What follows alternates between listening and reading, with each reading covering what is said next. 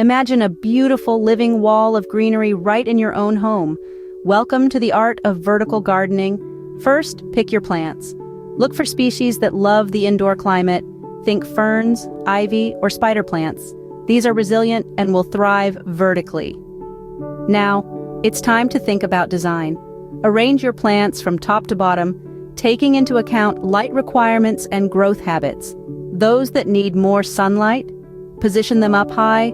Plants that prefer shade, they'll do well at the bottom. Moving on to construction. Opt for a modular system or DIY with a wooden frame, fabric pockets, and irrigation system. Whatever you choose, ensure it's secure and provides adequate water drainage. Lastly, maintenance.